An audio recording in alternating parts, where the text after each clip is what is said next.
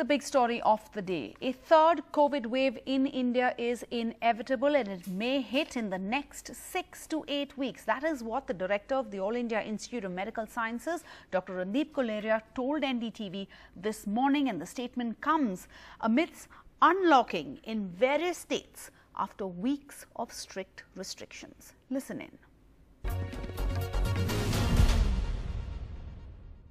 A third wave, according to many experts, is now inevitable. The question, therefore, is not if, but when. When could a third wave hit India? Some say as early as 2 to 4 weeks. How are you looking at this?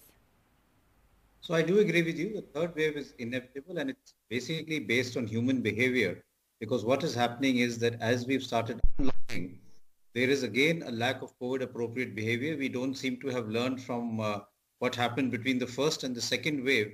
And again, crowds are building up, people are gathering. It will take some time for the virus to again start spreading and for the number of cases to start rising at a national level. But you're right, it could happen within the next, I would say, about 6 to 8 weeks, maybe a little longer. But a lot depends on how we sort of go ahead in terms of COVID appropriate behavior and preventing crowds. Right. So you're saying your estimate says 6 to 8 weeks we could see cases rising once again. Are we prepared for an eventuality like that, given the fact that only approximately 5% of our entire population is fully vaccinated with 2 doses? Is that enough? So that is the main challenge. Unless we have a large number of people vaccinated, we have to be very aggressive in 2 or 3 things. One is we have to have aggressive COVID appropriate behavior. This is going to lead to another surge in the number of cases. It may take some time. On an average, waves usually take around 3 months, but it can take lesser time depending on how people behave. On the second thing, of course, is that we have to have a very aggressive surveillance. Last time we saw that a new variant or a new variant which first came from outside and then developed here led to the huge surge. And we know the virus will continue to mutate. So a surveillance which picks up any hotspot and we are able to develop aggressive containment strategy in that hotspot is what is required. And we will have to have aggressive lockdowns in case we see a surge in any part of the country, because unless we have a large number of people vaccinated, we are still vulnerable and we will have future waves in the coming months. So we have to factor in human behavior while unlocking, which needs to be done in a graded manner still. The Telangana government, for example, has decided to reopen the state completely as the second wave of the coronavirus pandemic shows signs of receding. The government has ordered all branches to lift all types of regulations imposed during the lockdown in the full extent. All education institutions in Telangana will reopen from the 1st of July for physical classes. That is what the K. Chandrasekhar Rao government has said today as it announced the complete reopening of the state amidst this receding second wave. The state cabinet, in fact, decided to lift the lockdown completely. The decision, they say, to lift the lockdown was taken by examining reports given by medical authorities, the number of coronavirus cases, the positivity percentage, which decreased significantly. The chief minister's office says the corona has come into full control. That is a quote. Now, Telangana reported a positivity rate in full disclosure of just 1.14%. The number of daily cases reported was just over 1,400 in 24 hours, and the number of COVID-linked deaths was 12 for Telangana. So as the lockdown is being lifted gradually across India in the wake of a decline in coronavirus cases, concerns have been raised about violations of COVID-19 protocols. We're seeing them everywhere, at markets, at malls. Taking note of the violations, the Delhi High Court even had on Friday warned that a breach of the COVID protocol will only hasten the third wave. Given what the director of AIIMS has said today, is this the right time to ease COVID restrictions in India? Are we prepared for an imminent third wave? And what do we need to do to protect ourselves? Joining us now, we have K. Sujata Rao, former Secretary of Health in the Government of India, Dr. Arvinder Soin, Chairman of the Medanta Liver Transplant Institute, and we have Dr. Sandeep Budhiraja, Group Medical Director of Max Healthcare. Dr. Soin, this is frightening what Dr. Guleria has said today. Earlier, India's epidemiologists had indicated that there would be a third wave. We knew that. But it was expected to start in, September, October. Now we're saying 6 to 8 weeks away. Obviously, then we need to be vaccinating faster.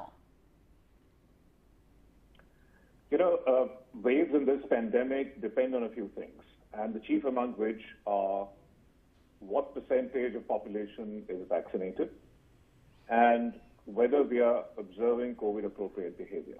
Yeah. So in the world, if you look at the world map in terms of what happened in the first and the second wave, there was a space of 3 months between the two peaks.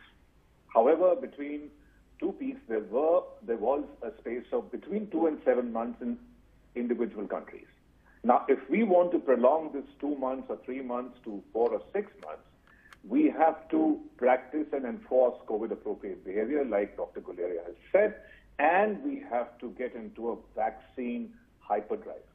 I mean, unless those two things happen, we are going to face a third wave sooner rather than later. I mean, there are other things that govern how often the waves will come, and they are, the populations that are not still exposed to the infection. That's rural population and majority of the young population, including kids, because they've not been vaccinated, and also the development of variants, because some variants, Sure. The newer variants will obviously spread faster, they'll be more transmissible, and even cause more disease and havoc.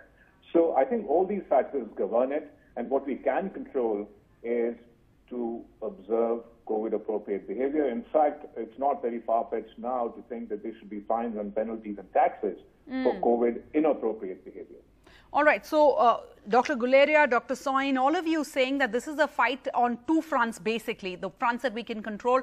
One, vaccinations, and two, it depends on how we go ahead in terms of COVID-appropriate behavior, preventing crowds, which is the exact quote of what Dr. Guleria said. Yet, K. Sujata Rao, we see the Telangana cabinet deciding to completely open up, even schools and colleges, and I'm talking about physically, not online. Now, students have not even been vaccinated. There have been doctors who are saying that kids, youngsters, basically anyone who hasn't been vaccinated is likely to be more susceptible to catching COVID because, they're the ones left without a protection, a wall. Well, my opinion is that it is very reckless. And I'm quite surprised that, they have lifted the lockdown for everyone all of a sudden. And they've also included education institutions from July 1st, which means even school children, which means the teachers haven't been all vaccinated. So, it is reckless, and it reminds me of a similar statement that the Honorable Chief Minister had made last year in March, when we had the first lockdown, saying that I will get Telangana without any COVID cases in a week's time. And the Sun followed it up, saying by April 7th, Telangana will be COVID-free. So, I have a feeling somewhere there is a little bit of a simplistic understanding of how pandemics move, how pandemics function, or what I would say their momentum, there's a certain momentum for a pandemic. And you're not breaking that momentum or the chain of transmission as before. So when vaccination is not so high, testing and is quite weak in Telangana as compared to other 2 states, we don't have enough data. Data has never been a very strong factor of Telangana. How do they know what the real burden of infection is in Telangana for them to come to such a conclusion? So that's not my point. My big point, even if they want to open up the lockdown because economic activity is getting affected, they have to calibrate it. They have to take step by step. And when you say it's not enough to give a farman saying all of you with the appropriate COVID behavior, use appropriate behavior and don't crowd and so on. You have to put in regulations. You have to do the kind of policing. You have to put in the systems in place for enabling people to adopt that behavior. You can't open up Charminar and say, now don't crowd, the hostile crowd. But then you have to give quotas saying that nobody more than one person of a family will come. That means there is some amount of crowd control and some amount of policing that you have to do. Just telling people, saying behave yourself doesn't work. And so, I'm very worried that we may be playing with fire because almost everyone is saying that wave 3 can be lethal as wave 2. And I don't think we should try our luck at this time. Absolutely. We've suffered enough and we need to be serious about it. We've suffered enough. Yes. We suffered enough. Can we prevent what we all had to undergo, what we saw India undergoing in the second wave? Can we prevent this? Dr. Budhiraja, Dr. Guleria saying unless we're vaccinated, we are vulnerable in the coming months.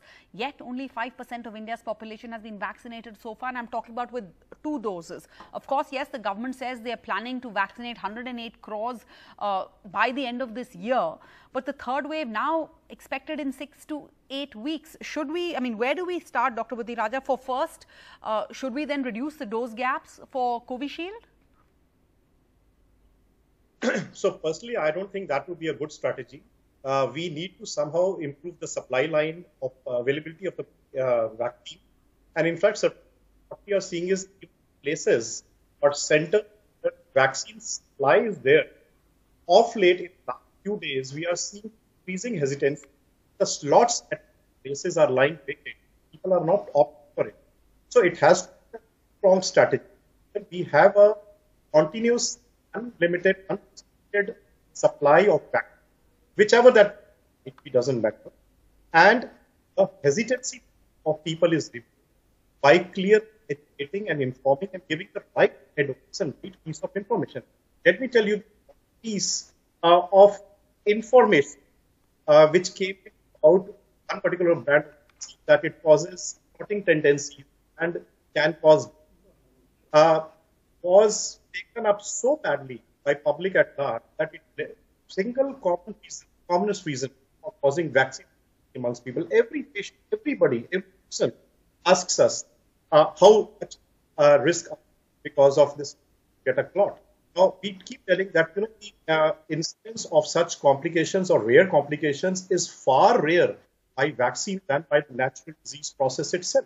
So I think the right information must go to people. And at the same time, other than vaccine, we need to clearly understand that it is when we talk about a disease causation, it's the 3 factors: agent, host, and environment. Yes. We have been talking about vaccination, which is protecting the host, human being. Yes. What about the agent, the virus? It is rapidly mutating. Okay, and until as a country we have a strategy to see which mutant is present causing the pandemic, we will always delayed in our responses. UK presently is undergoing its 3rd wave because of the Delta strain, 99 replaced. Now there's a Delta Plus story coming in. Now, how geared are we? Are we doing enough genetic sequencing of virus? All these are very important when it comes to treatment and planning the future strategies. And I think social behavior is the social environment we talk about, where government has opened up. I can understand that country can't remain in lockdown for perpetuity, but it has to be opened up amongst certain restrictions and limitations. And unless until we enforce those limitations on the public or those restrictions, the law is taken care. I think we are in for a 3rd wave. It could be a much more scary situation than what we saw in the 2nd. Wow. Thank you all. What do we need to do to make everyone more aware? We can only have conversations like this and have doctors like you, Dr. Soin, and people who worked with health closely, Ms. Rao and Dr. Budhiraja. Thank you all for your time. We're trying to focus on this critical issue raised today, a 3rd wave that is inevitable, but when and can we be prepared? Thank you all for your time, and thank you, of course, for your service.